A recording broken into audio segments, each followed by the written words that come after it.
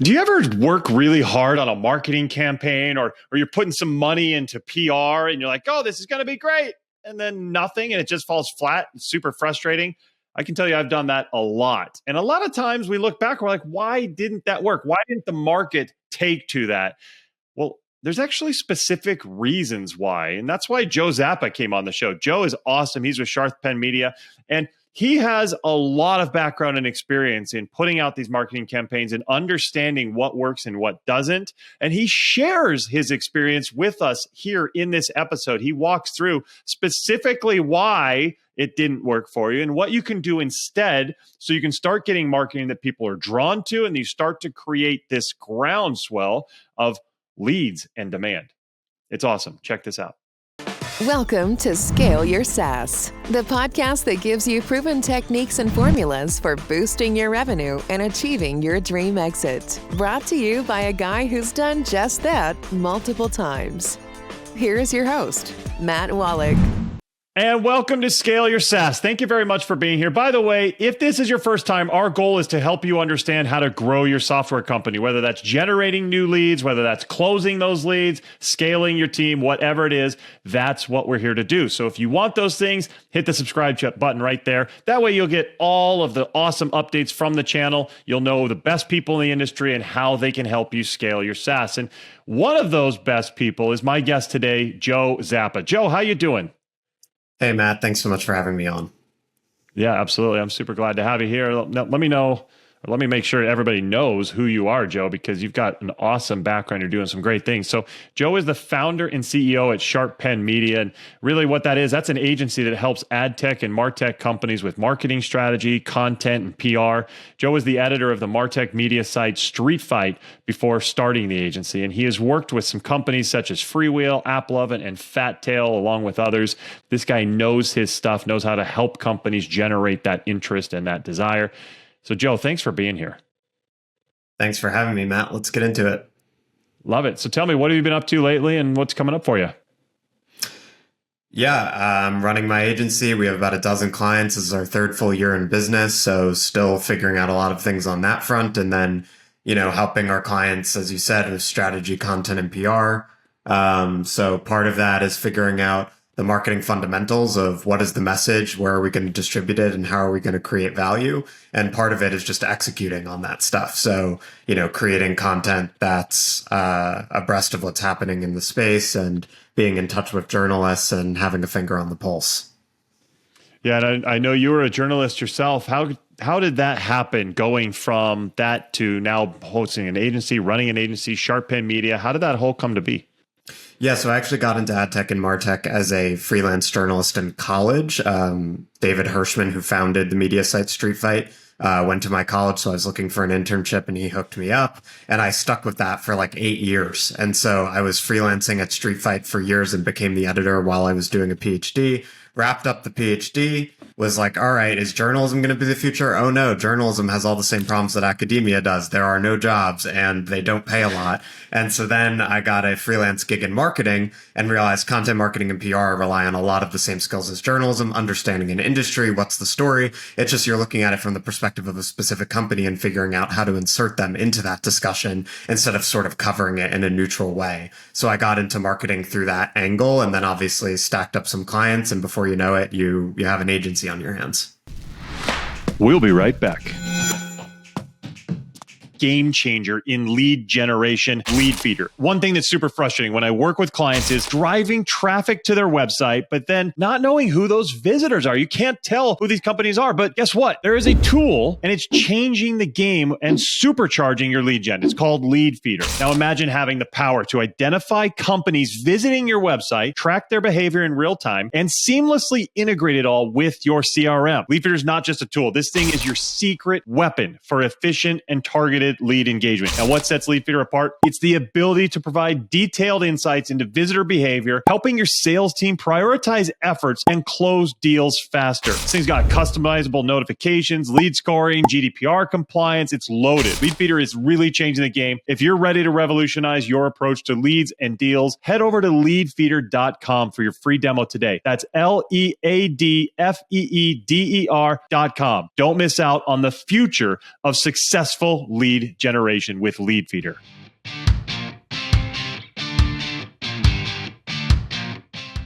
And we're back. That's funny how that happens, but good for you for doing that. And one of the things you do and one thing you help with is something that not a lot of software companies think about and something that can actually accelerate, but it's also hard to account for and understand. Can you talk a little bit more about PR and some of the ways that companies are benefiting from PR and the help you give? Yeah, it's super interesting to think about the role of PR in contemporary SaaS marketing, because I think, at least in my industry, ad tech and martech, the old school way to think about PR is you get off the ground with networking and events and sales, all that like high touch person to person stuff. And then at a certain point, a founder usually says, okay, well, now we need to go out there at scale, right? We need to get in front of more people, or we have the paid ads funnel running and that's working, but we want something that's going to sort of compound in growth over time, right? That's not going to lead to diminishing returns. And then the old school way is just to say, okay, we're going to go out and get a 10K per month PR agency. I actually think that for most software companies, you don't need to spend 10K per month on PR because there just isn't enough media surrounding your company and your industry to justify that kind of spend. So that's how you end up with companies in the space that PR practitioners always make fun of or journalists make fun of, where you're like, I just did a partnership with so-and-so, and I know no one cares about this, but please cover it. And that's not really where you want to be from a PR lens. So the way I look at it instead is that really, like, our job as like a PR and content agency, and anyone in the space, whether you're in-house or an agency, your job is just to figure out, how do we grow the company by growing its reputation and authority to lead to more relationships, which will drive pipeline like any other marketing activity. And so part of that, yes, is going to be PR. It's understanding who are the journalists and influencers in your industry, what are they covering, and how can you provide value to them? And in turn, they will provide you value by getting you in front of your audience. But it's also all the other ways that we consume content in 2024. So it's LinkedIn, Twitter, Instagram, TikTok, Slack groups in your community, WhatsApp groups. I think that PR is transforming into this more multi-channel discipline that's sort of an overlap of PR and what we tend to think of as content.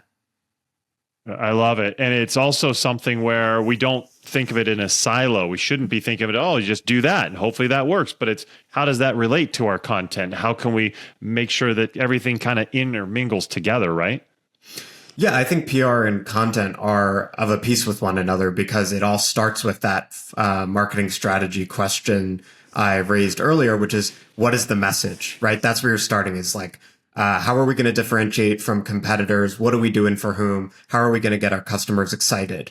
You ask those three questions, you come up with the message, and then you say, where are we going to distribute it? And PR is going to be one means to distribute it. But the thing is, when you're doing PR, you're relying on third parties to distribute the message. So 50 years ago, that was basically all we had, right? It was like advertising and then relying on the media.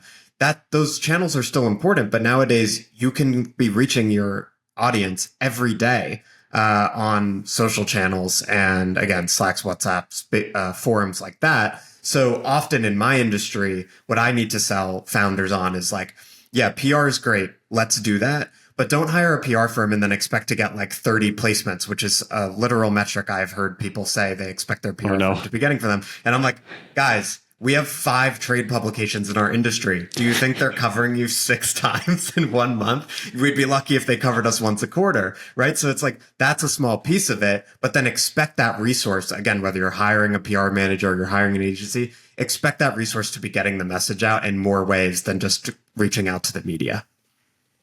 Yeah, that's brilliant insights for sure. So what are some of the effective marketing strategies and tactics that SaaS companies should be implementing to help scale their business?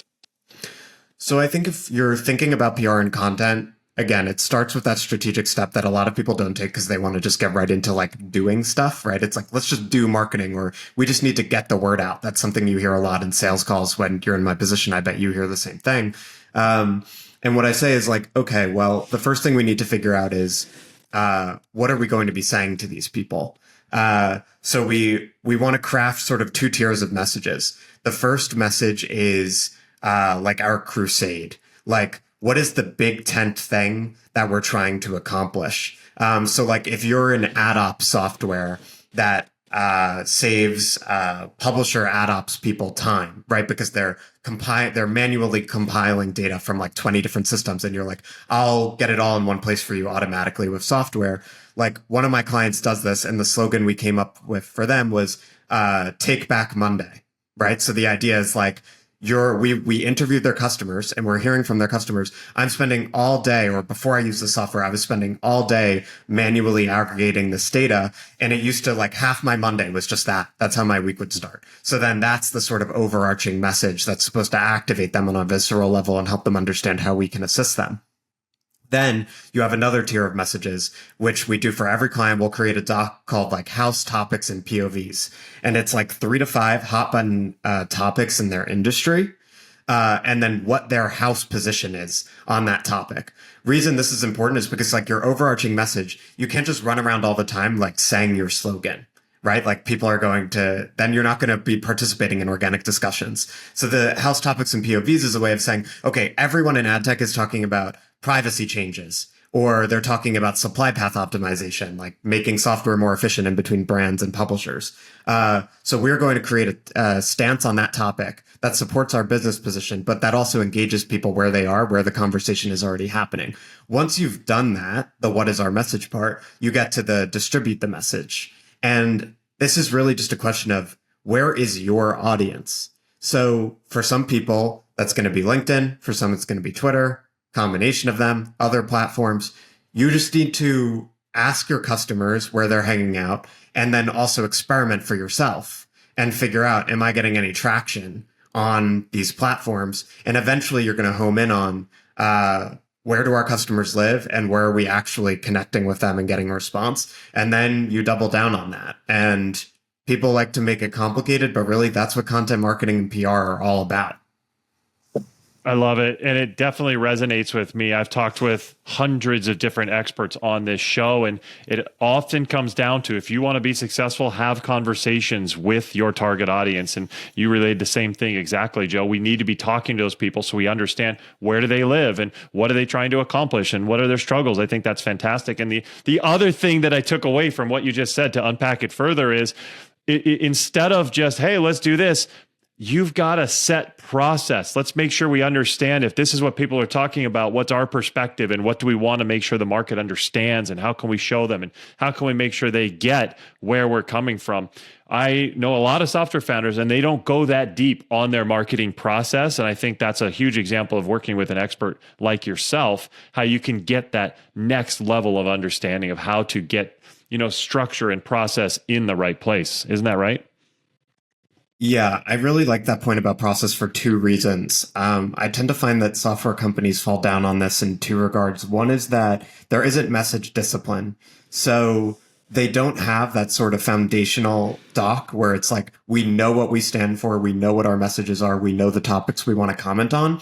And the reason that's problematic is that what happens on the ground, and CEOs might not always see this, but I'm in the marketing meeting, so I do, is your marketing team ends up in a position where they're like, what are we going to say this month? And it's like, you're sort of solving the same problem over and over again. And you're also not doing it in a way that best supports the business strategy, because it hasn't been thought through in this very deliberate way. And then the other thing, so that's about message, but the other thing is about distribution.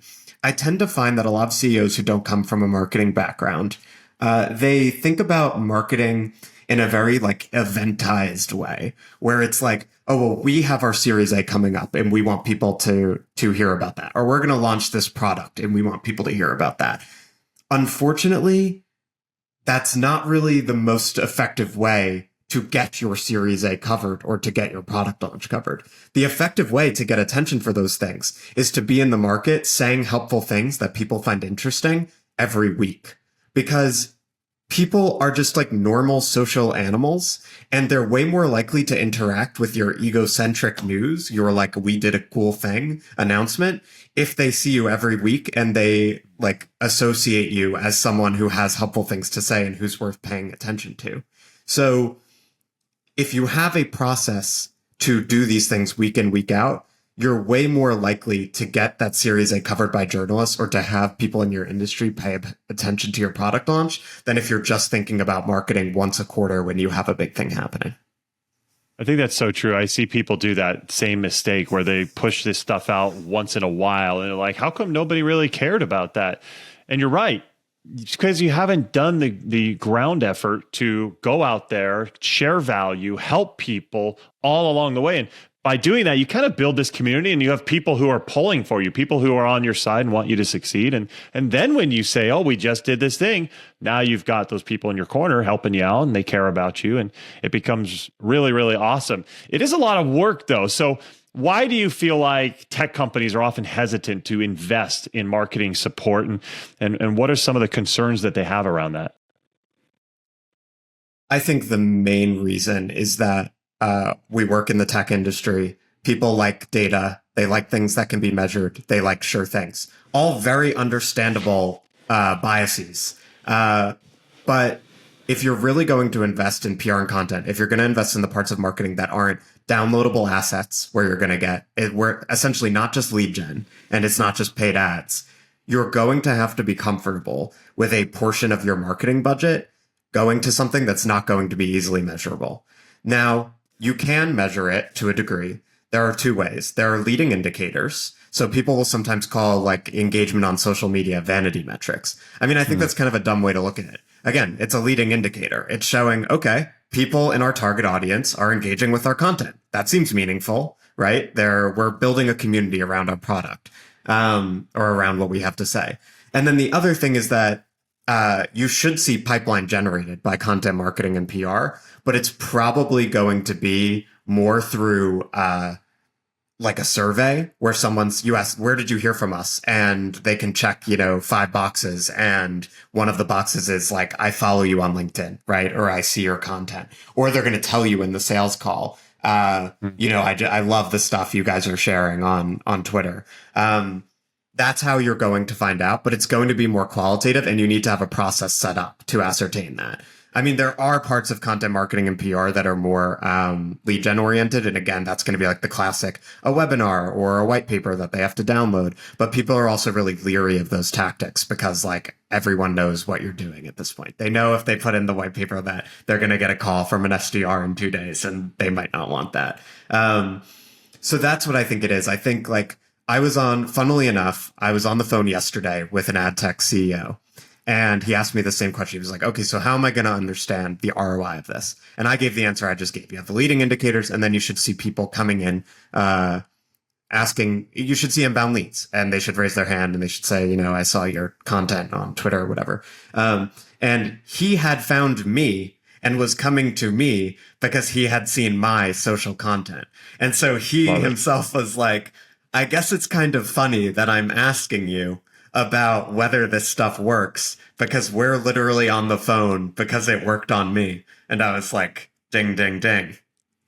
Yeah, I think that's fantastic. The power of a personal brand is so strong. And it's something that took me far too long to realize. But you're right. Probably 80% of the stuff that comes to us comes through my personal brand. And it's something that we work really hard on as a team to make sure that my name, my face, and all that is out there enough so people follow that. They know that. They come to know you. They come to know what you're about. And when it's time, when they're ready, they come to you, they reach out. And so I think that that's something that even as a company, as a brand, people within your company can work on that personal brand, the sharing, the value, and create this powerful kind of community. Wouldn't you agree?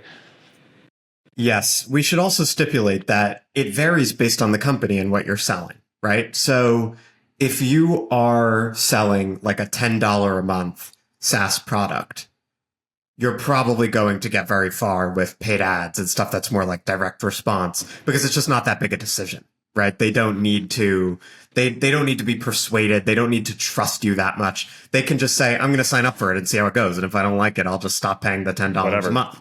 But yeah. So like everything I just said, I think it applies to those kinds of SaaS companies, but it's a little less relevant. But a lot of companies call themselves SaaS and they're actually like, it's like a 6-figure deal, right? Like it's quite a bit of budget and it might require a lengthy implementation. And there is a heavy service component again, even though it's called SaaS. And so for those companies, I think those are the companies where PR and content are really relevant and where you're really selling yourself short if you're not participating in some of that trust building oriented marketing tactics that, again, are harder to measure, but are really how you build a reputation and authority and get people through the door for those higher value deals.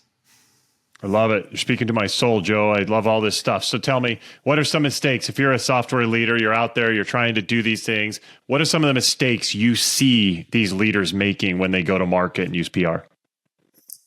So I think one big thing is you're talking about yourself too much. We've sort of touched on this from various angles, but very often when I see CEOs posting on LinkedIn, it's,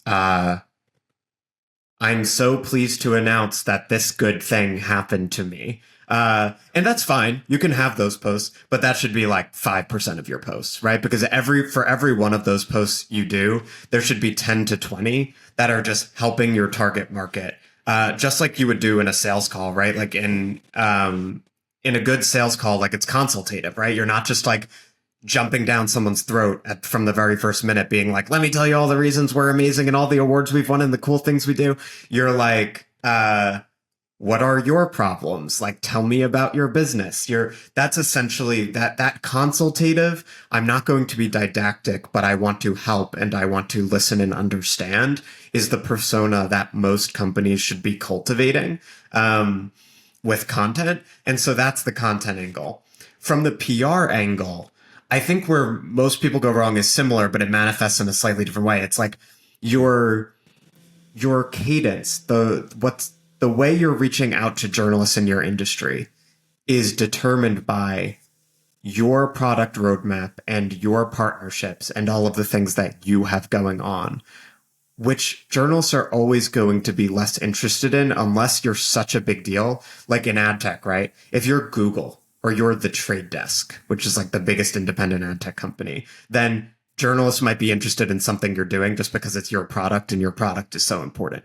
But for 90% of the companies in the industry, the better way to go about it is to be super plugged in to what all of those journalists are covering. And when they do a story where you're like, hey, this is a really cool story, but I think this angle is something you haven't explored yet. And I could see another story about this that is called this, and here are the insights or the data I can provide to you about that. That's really how you want to be going about it. So in both cases, it's about being less company-centric or less ego-centric and thinking about what does the audience, be it your customers on social or journalists in the case of PR, need from you and how can you provide value to them. I love it. Yeah, that's exactly something that has taken me quite a long time to learn. And fortunately, I have been able to learn that, but sharing that value is fantastic. Now, I want to make sure that other people don't share or don't take quite as long to learn as I did. So they need to talk to you, Joe. So what is the best way for our audience to learn more about what you're doing at Sharp Pen Media and yourself? Yeah, you can find me at Joe_Zappa on Twitter, Joe Zappa LinkedIn. You'll find me pretty quickly, or just at sharppenmedia.com. Okay, perfect. So we'll put all that into the show notes. So if you're listening or watching, go ahead and grab that there. Go see Joe and he can help you out. He's got a lot of great stuff. Joe, thanks so much for coming on. I really appreciate you sharing all this with us. Matt, thanks so much for having me on. It was great. Absolutely. And everybody out there, thanks for being here. By the way, we are looking for reviews. If you think that this is helpful, what Joe just shared, which I think it's amazing, please review the program, I should say, and this episode in particular, and show people that this is something that they need to be listening to. So thank you very much for being here. We'll see you next time. Take care. Thanks for listening to Scale Your SaaS. For more help on finding great leads and closing more deals, go to mattwolach.com.